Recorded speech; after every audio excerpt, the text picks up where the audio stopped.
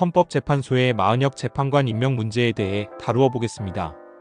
최근 헌법재판소는 최상목 대통령 권한대행이 마은혁 헌법재판관 후보자를 임명하지 않은 일의 위헌 여부를 다음 달 3일 선고하겠다고 발표했습니다. 이 문제는 단순히 한 사람의 임명 여부를 넘어서 헌법재판소의 권한과 정치적 중립성에 대한 중요한 논의로 이어질 수 있습니다. 헌재의 다른 사건 처리 방식에 대해 살펴보면 헌법재판소는 이진숙 방송통신위원장에 대한 국회의 탄핵소추안을 무려 5개월 만에 기각했습니다. 이는 헌재가 사건을 처리하는 방식이 일관되지 않다는 비판을 받을 수 있는 부분입니다. 현재 헌재에는 한덕수 전 권한대행 탄핵안, 감사원장 탄핵안, 이재명 대표 방탄을 위한 검사 무더기, 탄핵소추 등 9건이 계류 중입니다.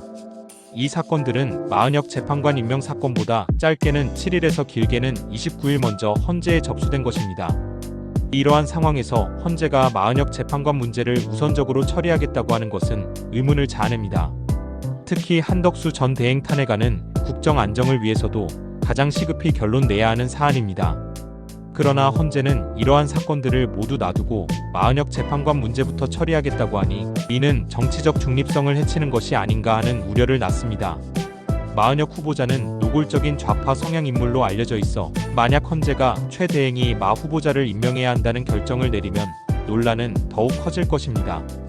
헌재의 결정이 미칠 영향은 상당할 것으로 보입니다. 만약 헌재가 마은혁 후보자의 임명을 위헌으로 판단한다면 이는 최상목 대행의 권한에 대한 중대한 도전이 될 것입니다. 반면 헌재가 마 후보자의 임명을 정당하다고 판단할 경우 이는 헌재의 정치적 중립성에 대한 신뢰를 크게 훼손할 수 있습니다. 이러한 상황은 향후 헌법재판소의 결정에 대한 국민의 신뢰를 저하시킬 수 있는 위험 요소로 작용할 수 있습니다. 마지막으로 향후 전망에 대해 이야기해 보겠습니다.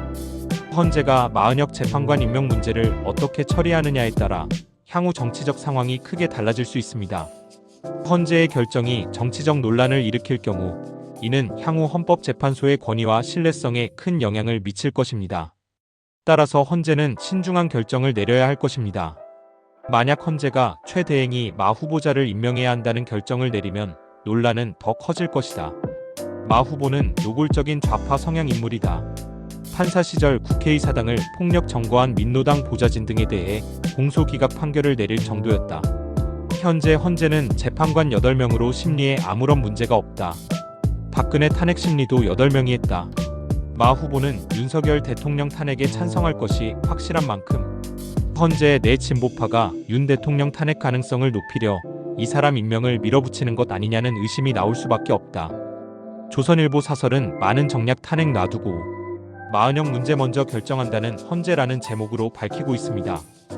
이와 같은 상황을 종합적으로 고려할 때 헌법재판소의 마은혁 재판관 임명 문제는 단순한 인사 문제를 넘어 한국 정치의 복잡한 양상을 드러내는 중요한 사건으로 자리 잡고 있습니다. 앞으로의 전개가 주목됩니다.